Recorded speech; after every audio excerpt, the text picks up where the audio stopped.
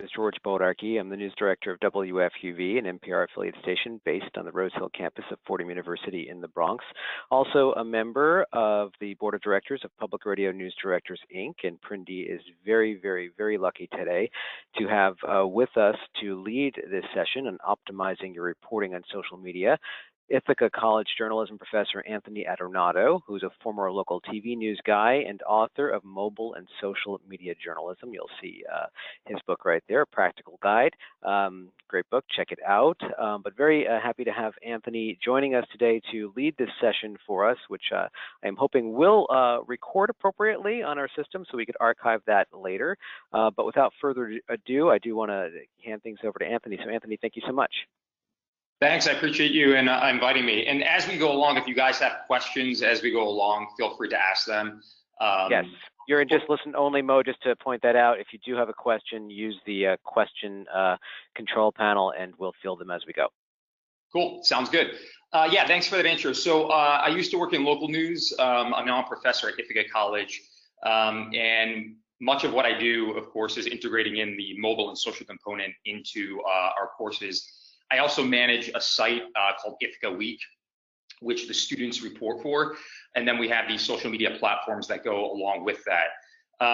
Yeah, so in the next 40 minutes or so, I want to make this as useful as possible because I know you guys are working under limited time. And also, having worked in local news, I understand the constraints you're up against when it comes to, time, manpower, equipment, and things like that. So here's the basic breakdown of the next 45 minutes or so, kind of like the why, right? So like, how do we get to this point and why is it so important that we are optimizing our content on social media? What the heck is social media optimization? And then two key components of that, having still spending a lot of times in newsrooms and that I integrate into our coverage for Ithaca Week, are social graphics and then social videos. Social videos being those videos we see all the time now that have the text subtitles on the screen, really intended for people who are using mobile devices. For both the social videos and the social graphics, I'll walk you through, I have my iPad connected. If everything goes as planned, I'll walk you through how to actually use those apps on a mobile device in the field on the fly, which most of reporters for Ithaca Week do periodically throughout the reporting. And then of course we're doing this, we're optimizing content, we're pushing stuff out on social media as we're reporting, but how do we know if it's actually working? And so I'll spend a short amount of time just going over kind of like the key places you can look and what you should be looking at in terms of is it actually paying off? The why, I mean, I'd like to throw this out there because this is kind of where I'm coming at this from. The audience now we know is mobile and social. The quote on the left from Corey used to work at the Washington Post, I use this in my book, and this is exaggerating a little bit, but the idea that people won't type in the WashingtonPost.com anymore. Of course, it's an exaggeration, but what she's getting at is that social media is obviously the key driver back to our content wherever it is living. We can't expect people nowadays to, go to WashingtonPost.com. It's something they see a lot of times on social media that then drives them back to the site. They're still doing that, but as we know, with the audience being on mobile devices and social media more, our activity as journalists and as outlets on social media is becoming increasingly important. And I mean, if we look at the traffic to news websites, it's increasingly coming from social media, as I said, but also if we look at the breakdown of the devices that people are using when they're on our sites, it's a mobile device. Also, I don't like thinking about newsrooms as, oh, it's a TV newsroom, radio newsroom, or whatnot. My whole thing is like, we're multi-platform kind of hubs of content. We have stories we're covering throughout the day. How do we best tell those stories across the different platforms? And of course, mobile devices can streamline this process for reporters as they're going through the day. So a couple of things, I'm not going to spend too much time on this, but this comes from Pew. And I mean, we all know, right? We all know that the reliance, and I'm looking at the middle graphic here, the avenue of how we're reaching an audience is increasingly through Facebook and Twitter and other social media platforms. And particularly now in the last year, we've seen the power they have in terms of being an avenue to reach our audiences. The other thing I can't stress enough is this whole idea of like, if it doesn't work on mobile, then it really doesn't work at all. You can have the most compelling, well-sourced story, but the fact of the matter is, if someone on a bus who's scrolling through can't, the layout isn't friendly, they can't play the video and understand it or whatnot as they're on a mobile device, it's not clunky or whatnot, that's critically important. The stats here on the right actually come from API, the American Press Institute. I found these fascinating because, of course, as journalists, we put, as we should, a ton of emphasis on sourcing, verification, all those traditional journalistic values. What was really interesting about this is, how important these items related to load times. Doesn't work on mobile. Are the ads annoying, right? Does it work well on my mobile device? Does it use visuals, like photos and videos and things like that? And so for me, this is striking, and I think it's telling, and it completely makes sense, because this is really the audience nowadays using mobile devices. This is kind of how they're consuming the information. We now have to think more than ever before in terms of that audience first, and in terms of those things that maybe we didn't think about before in terms of layout of stories. A couple of things. So when we think of story pitches, right? In every newsroom, you pitch a story. I do this in my classes, and it's the traditional story pitch, goes something like this. All right, what's the story? What's the focus of the story? Why does our particular audience locally care? What's kind of the news peg? In best case scenario, a combination of real people, if we can, who are impacted by this particular topic or issue, and then what other additional data or background information do we need to add credibility in more layers to the story. And then, of course, audio and visual. So that's, a pretty standard story pitch. But that's lacking, I think, some key components. And what it's lacking is this whole idea of digital first. And digital first nowadays is really, it's no longer website first, it's mobile and social media first.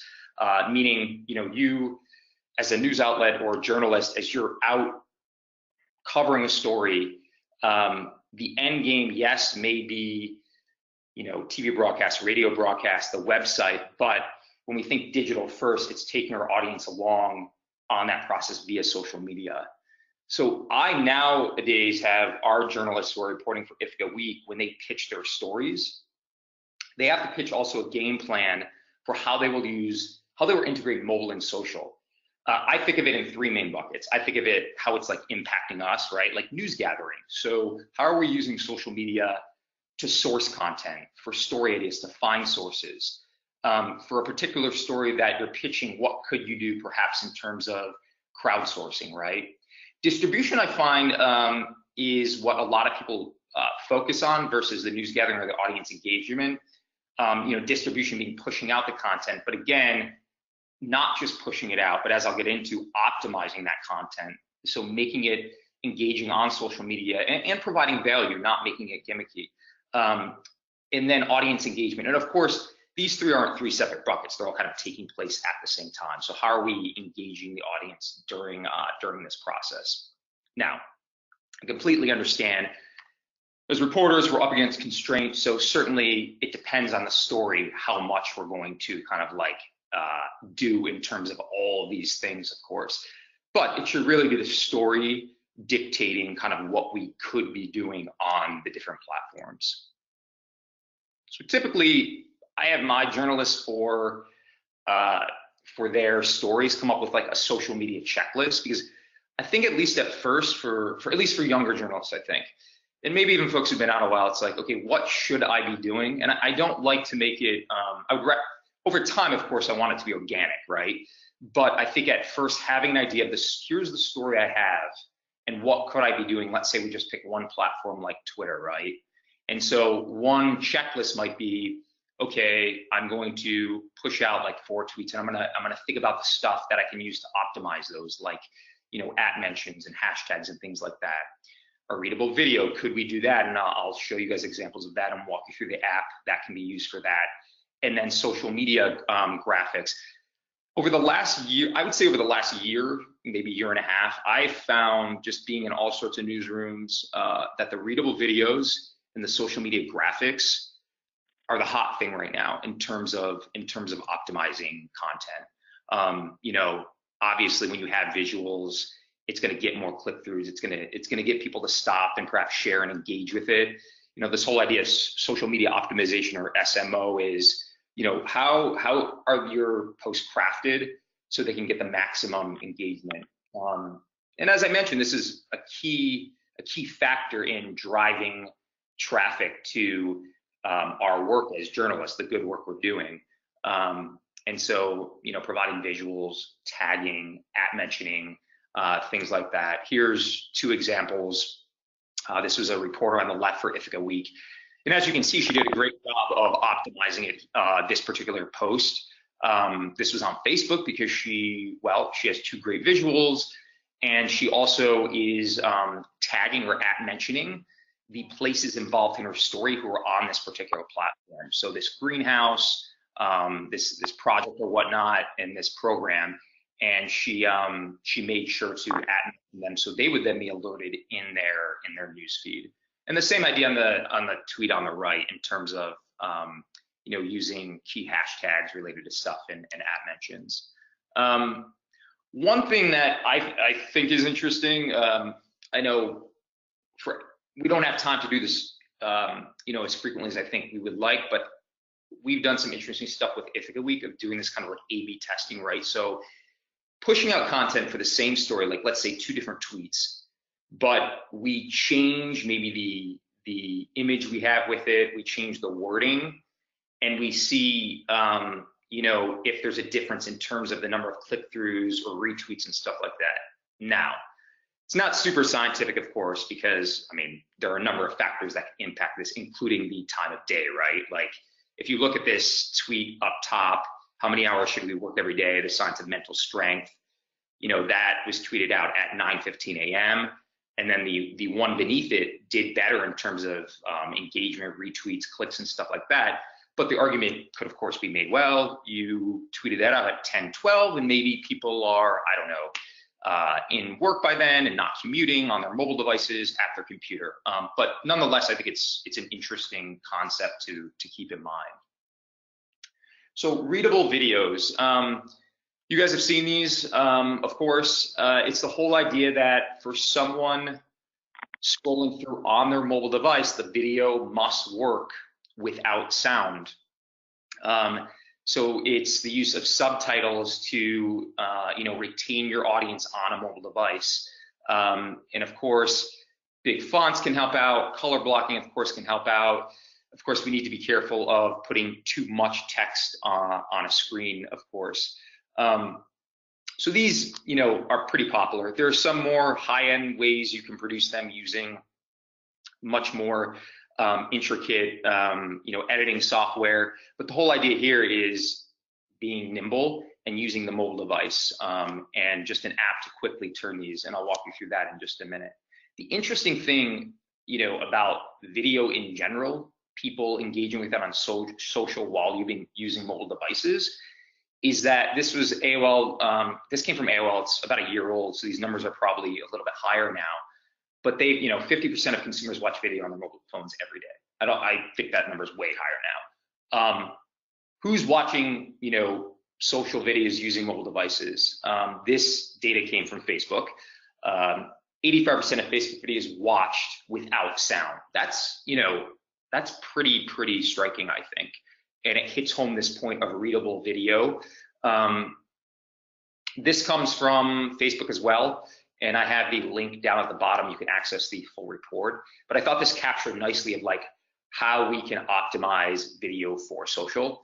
And this is for journalists who aren't skilled at video either. And these are really easy ways to do it, as I'll show you. But capture, right, in the first 15 seconds, like quickly get to your point and capture their attention. Design for sound off, but I love this. Delight with sound on, right?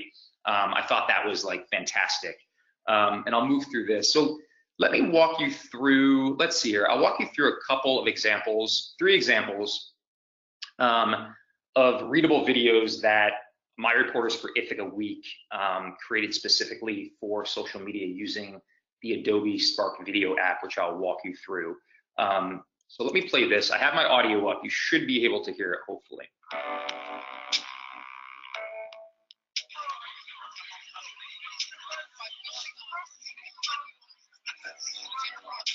The promise then was that we would create a cooperatively owned and operated bookstore, that owners would really be actively involved in making sure that the bookstore persisted. We never really did that.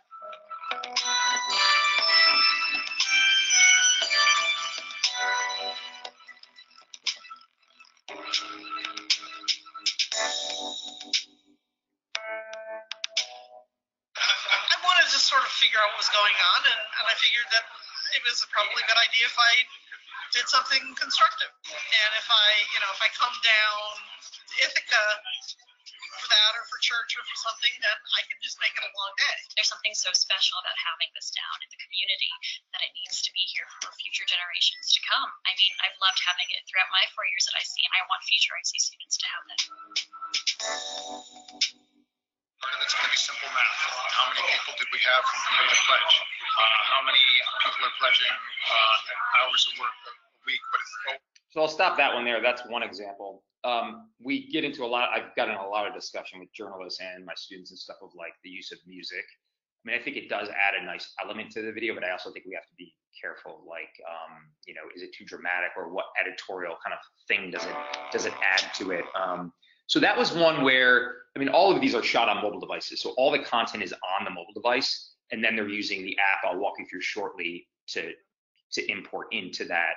They use the content that they have saved on their mobile device with the Adobe Spark app they use. Let's listen to this one. Let's see. So this is a little bit different. This really is, there's no audio in terms of interviews. Most of it is just still photos and B-roll with text. And as you'll see, the style font that she chose matches this kind of story, which is a little bit more playful, I'd say.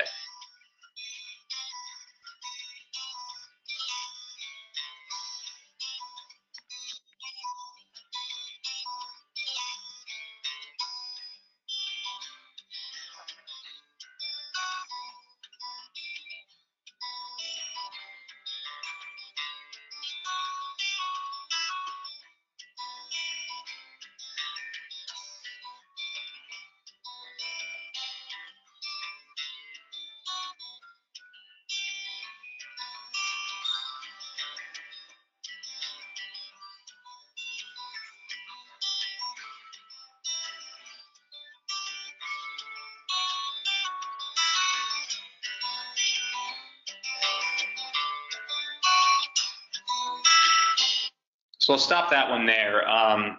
We also, we brand each of these. So we have the Ithaca Week logo, and we just make sure that's always the first thing that is the first slide in every video. This next one is a little bit more of a serious story.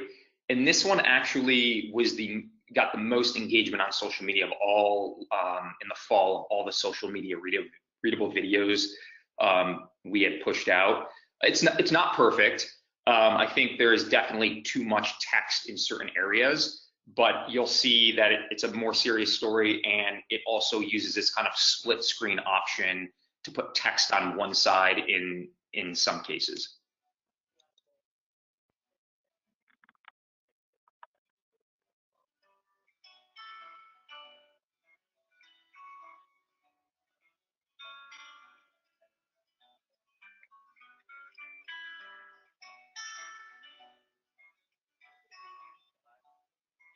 They've always been vulnerable. This kind of put them in even more light, and especially it made me reconsider how I was going to go about advocacy, and where I think it's something I've always wrestled with in terms of where is the line between appropriating the issue, because although I have relatives and friends who are undocumented students, I myself come from great privilege being born in the U.S., so where can I be an advocate and an ally but not appropriate the cause?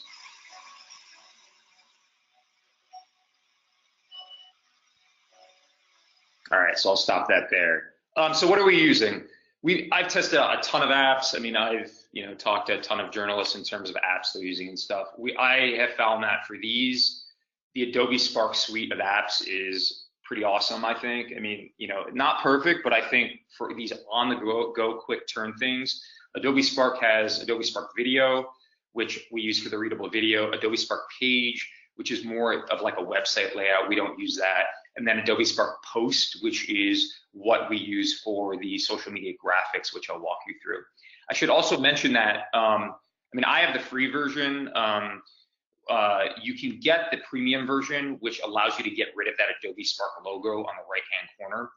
But Adobe actually just announced, I guess it was earlier this month, that they actually, for universities, would be giving the premium version free starting in April for educators and stuff.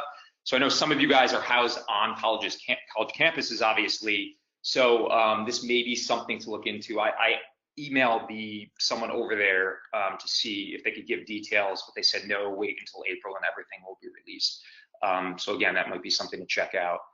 So social videos, Adobe Spark Video. The other thing that we use quite frequently in terms of, like, let's say I need to get something from a reporter out in the field, because my reporters use all mobile devices.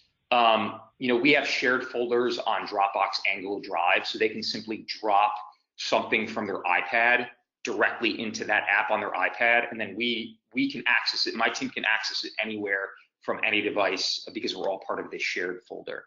All right, I'm going to close this for now, and if this works as it has in the past, you should be able to see my iPad. Let's see. New movie recording. You might see me for a minute, and then I'm going to bring up, there I am. Hello, everyone. And then I'm going to bring up my iPad. So if this works accordingly, it should bring up my iPad. No, give me 1 minute. Anthony's iPad. There we go. So let me walk you through Adobe Spark Video. And if this gets finicky, I have a pre-recorded video that I can just play, because sometimes when I have this connected and I'm mirroring it on my laptop, it gets a little finicky. So basically, you open the app, it's gonna look like this. It's gonna give you some examples or whatnot of readable videos that are done. It is gonna give you templates as well. I usually skip the templates. So you click the plus symbol on the bottom, and just the title of that particular video. This is really just for your purposes of what it will be saved as in this particular app. So on this device, I had shot footage from the South Carolina Republican primary, which was almost 2 years ago, I guess. Myself, a fellow faculty member, and a handful of our students, we had covered using our mobile devices, the Republican South Carolina primary for NBC News social media and NBC BLK, their Black Life and Culture. And so we were shooting everything on mobile devices for them, and then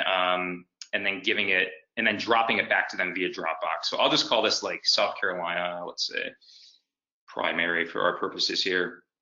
Okay, next. So I'm going to start from scratch. You can pick a template, but I think starting from scratch is the best option. Most of the templates are a little bit more marketing based. You are going to come to a screen that looks like this. Basically, on the bottom are your individual slides. So right now, there are 3. So I'm going to just click the plus sign on the right, and that is going to add a bunch more. Typically, what I do on the first slide is where we put our logo. So easy enough, I click that first slide. I then click, let's see, I'm gonna insert a photo.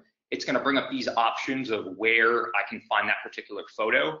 And so I'm gonna go to my iPad and pull in the Ithaca Week logo. And sometimes this is a little finicky on my device because this is a super high resolution image. So it then should place it in this particular area right here. Let's see here. There we go. So that'll be our first slide, basically, in the video. I'm then clicking over to the second slide. So here I have a couple of options. I could do just text on a background. I could include a photo with text over that. So why don't we start with that? Why don't we include a photo with text over that? So to do that, I would simply click photo again, and let's say I bring in, I bring in this guy here. Let me go back here. And so this is going to allow me to pinch and zoom and all that. So this is a gentleman that we had interviewed down there during the primary. Okay, so we have that. Now at this point, you can, with your finger, zoom in and move the placement of the photo. I usually go up to themes, so I'm going up there, and we either use, some of these are going to be a little bit overboard. We either use the generic white, which it's on, or we use this blue one because it kind of matches the colors of our logo.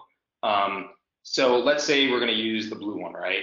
So I have that, okay, theme laid out. There's a couple of ways then, if I go to layout, there are two main ways that you can add text. You can either do a split screen, so I could do it so text is on one side, the image is on the other, or I could do caption. So this basically would put the, and let me, yeah, that looks better there. So if I did caption, then I hit the plus button, and I simply could write, let's say I have a pull quote from him, and then return, and then I'm putting his name here. This works for our purposes, and then done, and that'll put it right there on the bottom left-hand side. Okay, let's go to the next slide. And so we have a video clip, let's say, of someone we interviewed. And so I'm going to click video. It's going to take him out of camera roll. This student we interviewed down there in South Carolina.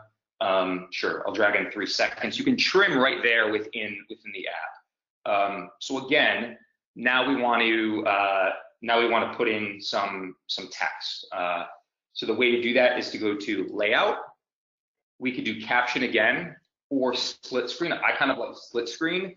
In this case, I think because he's facing towards that, as we're facing the screen, he's facing towards the left. I think he probably would look better positioned on the right-hand side.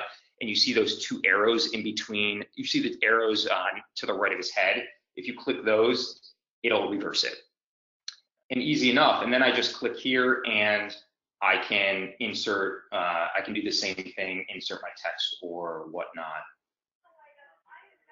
The app automatically defaults to music, but if you click music, you can change the music, or you simply can get rid of it by just clicking the little trash can right there, and easy enough. And then you can go through, let me go back here.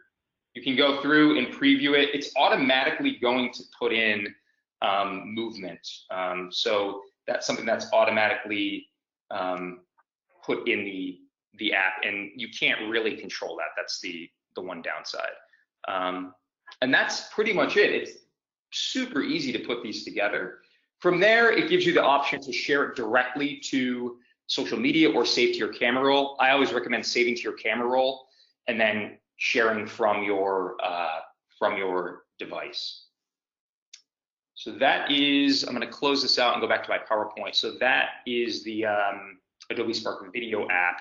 I want to show you graphics now, and you guys, are familiar with these. You've seen these. This is just kind of another way to optimize your content, stand out in a sea of noise. And breaking news, they can be really helpful, as you'll see, as you see on the right side here, upper right-hand side of there's a breaking news story and you want to get out more information than the character limit in Twitter allows, even though, yes, Twitter has increased their character limit above 140, but it's more visually compelling to have bullet points like this rather than putting it in the actual box. Ideal for pull quotes, New York Times, you guys seen that? They use it all the time. And you have 2 options. You can use photos from the field, or you can just use a generic background. So these are examples of ones created by my reporters for stories they were covering. These are the visuals they created. Of course, these were put into either a Facebook post or a Twitter post, and then there was context around them. When they tweeted out, they actually typed in text in the box before sharing it. You got a context to what folks were looking at here. On the right-hand side here, you see a pull-out quote kind of thing. So again, for social graphics, I'm going to show you Adobe Spark Post, it's called.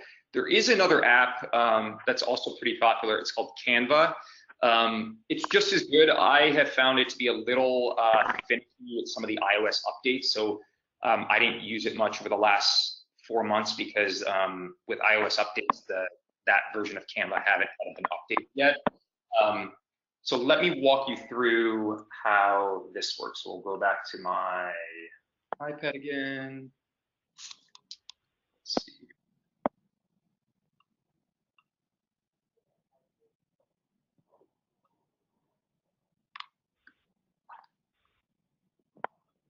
All right, so we're at my iPad, and so, okay, Adobe Spark Post.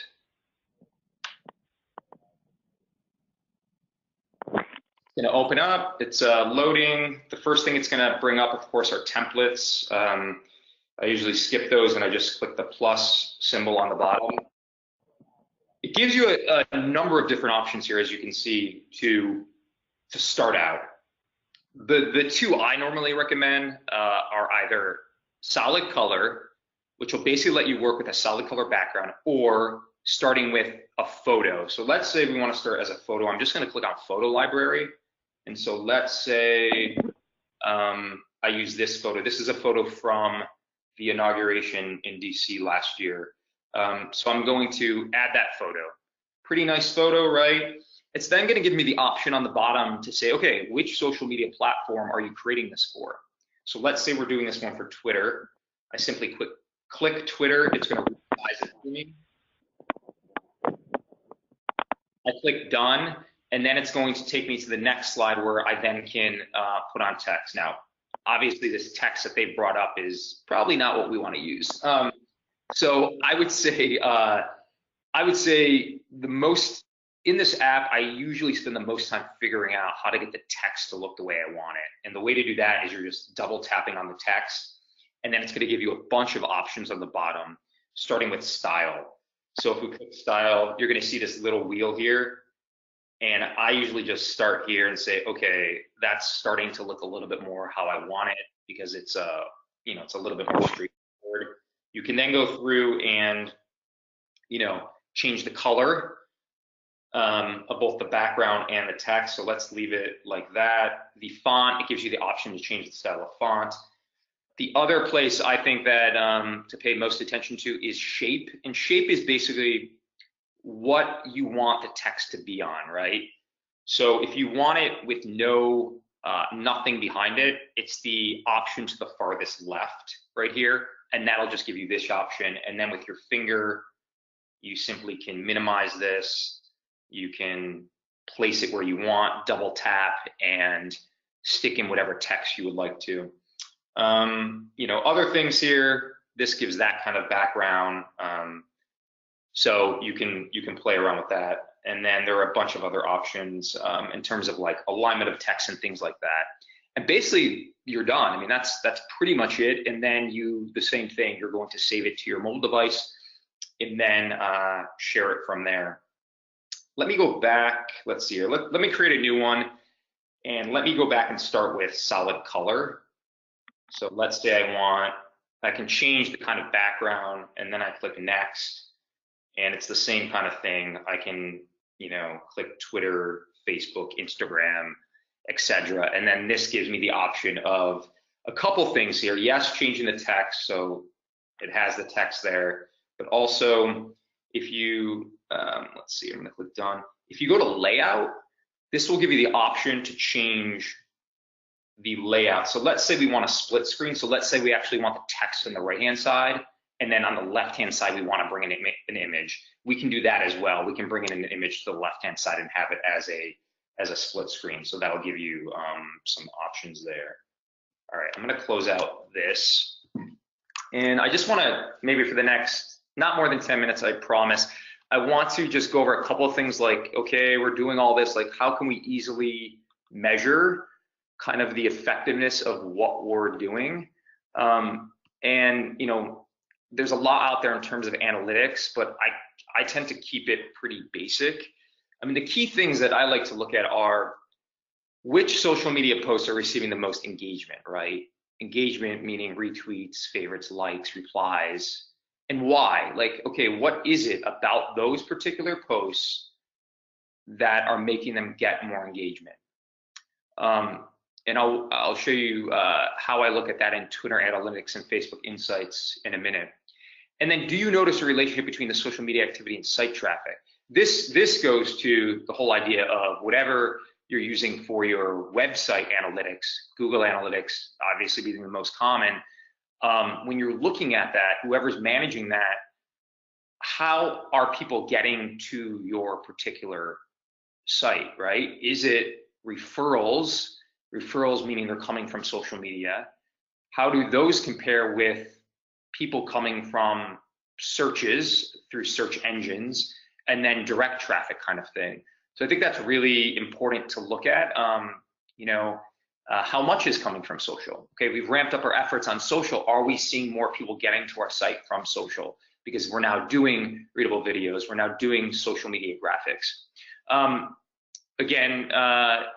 that's my third point. And then, taking a look at top visited posts on your site, that gets more to not really necessarily social media specific, but what kind of is popular on your site. Although there could be a connection between, did you spend more time social media optimizing content on social media related to this one story and pushing people back to your site when the story is finished or stuff? That could be an indication of that. Let me just quickly, I want to just quickly show you guys, and then I'll open it up for questions. Twitter Analytics, and everyone has access to Twitter Analytics. So if I just go to my Twitter account, the easiest way to access it is just go to the drop down where your icon is here, and then go to Analytics. And it'll give you basically on this front page an overview, a 28-day summary. And then as we scroll down, it's going to break it down. It's going to give you the top highlights of the last couple of months. I'm going to scroll through February because we're only a couple days into February. But like, let's say January, right? This is like a quick and dirty snapshot. Like, what was my top tweet that month? Meaning, it was the most viewed tweet, basically. Out of all the tweets where someone mentioned me, what got the most views out of that? So this is helpful, but what I like to go to is this option up here called tweets. And this is actually going to give me in order, and you can change the, I could say, I want to look at all my tweets from January, let's say. And so what I like to look at is, yes, impressions are important, but impressions are only the number of people who saw the tweet. For me, I think engagement is more important than impressions. So I like to kind of like scroll through and say, okay, which of my tweets had kind of the highest engagement and why, right? So if I'm looking here in January, it seemed to be this one with 7.5%. And you can kind of see why, right? Because, well, I used some emojis. It was an Ithaca College event called Brains in a Bar, where they had experts basically give a presentation about, their expertise and stuff like that. I use visuals. If you click that on, you then can see the breakdown of engagement. So you'll see, did they like it? Did they click a link in it or whatnot? So you actually get to see the breakdown. So basically, I like to scroll through and say, which tweets got the most engagement and what was it about those tweets? Facebook Insights is pretty much the same thing. So this is our Ithaca Week Facebook page, and I'm gonna go over to Insights. And it's pretty much the same idea. We can change the time frame here. But if I look at just these, and we haven't, because the semester is just getting started, and my students are just back, we're just getting started back on this page. But let's say if we look at some of the posts in December, this one definitely got the most reach, meaning how many people saw it, and also engagement.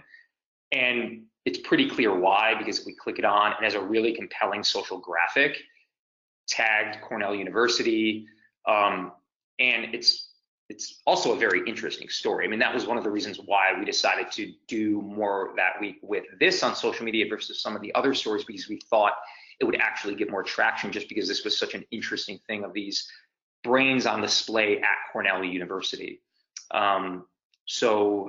Yeah, So Twitter and Facebook Insights, both places to not only look at how many people are looking at the post, but again, I think more importantly is the engagement factor. With that, I'll open it up to questions, if anyone has them. So again, if you have a question, just use the question box on your control panel as you are in listen-only mode. So now's the time to ask questions of Anthony, so go right ahead.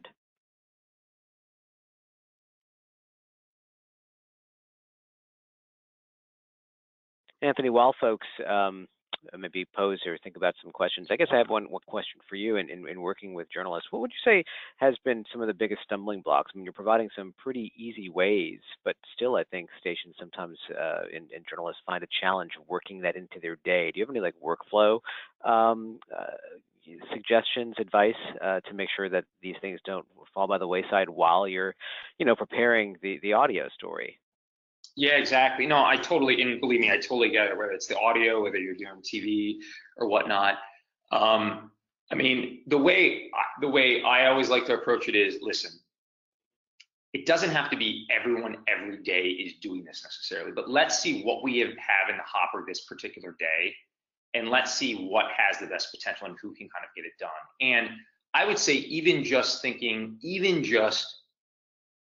one of these during the reporting process is better than nothing. And my hope would be over the course of time, right? If you have the outlet doing it on their branded account, but also the individual journalists related to the outlet, that over the course of time, collectively, people will kind of see this, and collectively, it will raise more awareness about the brand. But for me, the checklists for, okay, what can I actually be doing? The checklists to me are, I have found the most useful, both student journalists and other journalists that, journalists working in actual newsrooms that I've done kind of training with. I found that to be the most helpful, like coming up with a checklist and realizing that I do not have to do every single platform. Let me just focus on this today and a couple of things maybe, and not all of it at once. Obviously, probably would be too much to do readable video and social graphics. So what can I do today under my time constraints? Great. I have some questions coming in. We'll start off with Molly's, and that is, with Facebook lying about video view numbers in the past, why should we trust them with other insights? No, I mean, I totally agree. I mean, and that's why I kind of chuckled when I threw that out there in terms of the Facebook and that data did come from Facebook. But and there's other data out there I should have pulled in. But I mean, I think generally speaking, I think video is huge in terms of optimization. I mean, I even think if you look at if you were to take a look at the analytics for example, Facebook or Twitter for the branded account, so the main station account and what they're sharing. Like I know I've done this in more traditional multimedia newsrooms, but also TV. It tends to be the videos that are, I would say, anywhere from 45 seconds to a minute that get the most traction. So yeah, I mean, listen, I completely get the point about Facebook, and I think we've realized that in the last year and a half in particular, of like, it's an interesting dynamic, right? Because they kind of like own they're the conduit to our audience to some extent. And how do we, do we work hand in hand with them? To what extent does that look like? So yeah, that's interesting. I think you sort of touched on the answer to this next question from Anne. What is the optimal length for videos on Facebook, et cetera? Yeah, so for recorded videos, so I'm not talking about Facebook Live or anything like that. Typically on Facebook, maybe a little bit longer than Twitter, but typically I would say anywhere from 45, it seems to be, to like 115. Once you get a little longer than that, it's a little tricky in terms of retaining an audience. Now, what's interesting is that the outlets who are doing Facebook Live, and I think this is very difficult to do, have said the optimal time to do a live video is 10 minutes to allow people to get on and see what's going on. I mean, I think that's a little bit hard to do depending on the circumstance. But for what we're talking about, the sweet spot seems to be right around a minute.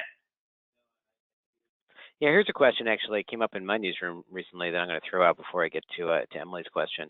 And one of my reporters proposed that we Facebook Live our newscasts. You know, if people aren't listening on terrestrial radio, here's another opportunity. And you know, the argument there is by the time people start engaging with it, it's gone. What are your thoughts about something like that?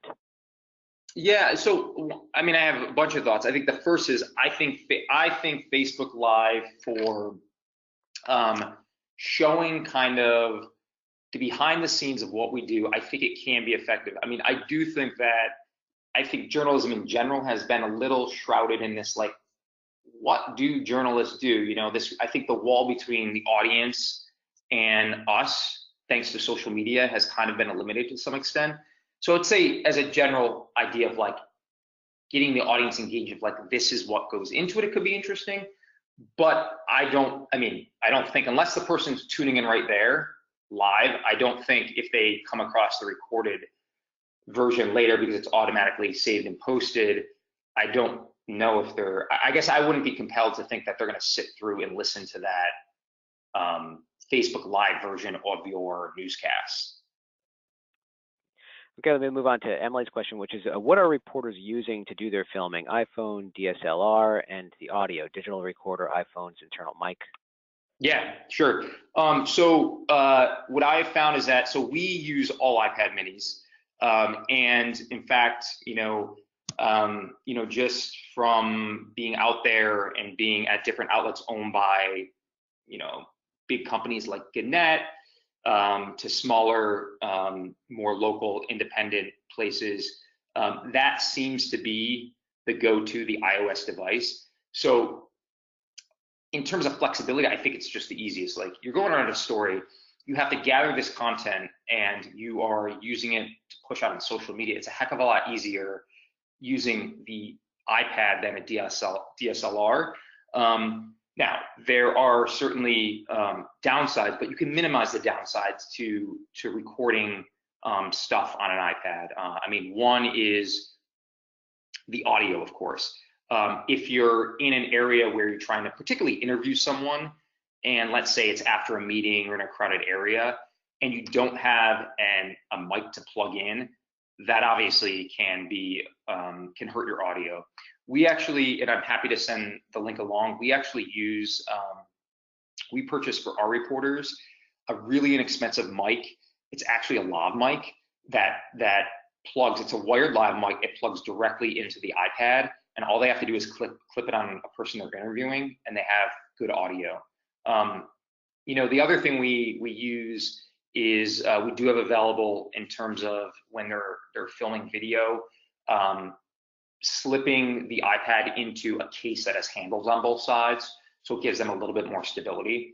And that case, it's called the iOgrapher. That case also, you can actually use a standard DSLR tripod to actually put the case on with the iPad in it. Here's a question from Aaron. What do you think is next in terms of generating more audience participation and engagement? What is the next thing we should be experimenting with at our local stations? Yeah, so I mean, I think the two big things now, although I mean, I'm always been an early adopter and stuff like that, but I find that most local stations, they just don't have the resources for it, is this whole idea of like, where are we going with 360 video, and also, the drone thing has been big, but I think the 360 video is what a lot of people are testing out. That's another thing that that actually you can do fairly simply with, like, let's say you cover a story and, that could be a cool element to create a simple 360 kind of thing. You can to some extent do that somewhat easily now. They're not going to be these intricate things like some of these places make.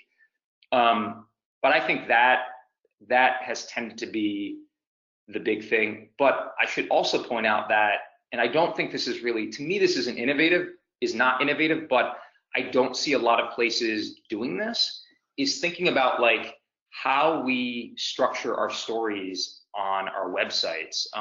So for example, I actually may have a slide here. So like this whole idea of mobile friendly layout of like, you know, they should be easily digestible for someone on a mobile device. And one way to do that is, you know, this is a story on the left that my student did, is thinking about, can we put key points off the top, right? I mean, research shows that people, particularly on mobile devices, read in an F shape. So like they read the headline, then they go down the side of the page and they look for other kind of things to help them along. So it could be subheadings, bullet points, visual cues, and stuff like that. I think that's going to become increasingly more important as people are predominantly going to be consuming content on mobile devices.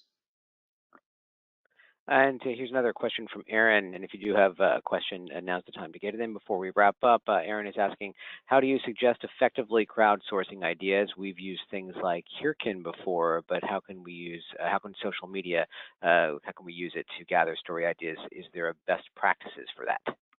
Yeah, yeah, they're good, obviously. I mean, my whole thing is okay, what are you trying to get from the audience, right? So I think that needs to be like front and center. Is it a story? Is it story ideas? Is it you're working on a particular story and you need something specific from them, right? Because these are like specific calls to them. And the audience you're trying to reach, where are they, right? Is it, you know, we've done stuff where we've crowdsourced where Twitter in a general Facebook call wasn't appropriate because it was trying to reach a very specific niche. And so for that, it was seeing what Facebook groups are out there. And then for crowdsourcing, and I've done a lot with Blair Hickman, who used to be at ProPublica and do their crowdsourcing and stuff like that. She's elsewhere now, and she helped me out a lot in terms of like crowdsourcing in that section for the book. But then how are you're putting out the call, making sure that, how are you gathering that info? And I have found the easiest way to do that is using Google, basically through Google Docs. You can create Google surveys. So you have that link, you push it out to wherever you're trying to push it out. That's one way if you're trying to get a certain type of content. And then the folks who respond, answer the questions, it's automatically put into a spreadsheet, and then you can go from there. Of course, that's one type of crowdsourcing. You know, the other type is just, oh, we're looking for cool winter weather photos of you sledding with your kids or whatnot, use this particular hashtag. So I think it depends on focusing it and figure out what you want. What are you asking the audience to do? Where is that audience? So how can you best reach them? Great. Anthony, any final words before we wrap up for the afternoon? No, thanks for having me. I mean, you guys know where to find me. So if you need anything, just let me know. Great. Anthony, thanks so much. A big virtual applause for you from our participants. And again, Anthony's book is Mobile and Social Media Journalism, A Practical Guide. And just real quick, Prindy will be having its annual conference June 20th through the 23rd in Philadelphia, Pennsylvania. Check out our website, prindy.org, for more information about that. Hotel registration is already open. Our tentative agenda will be up soon. Anthony, thanks again.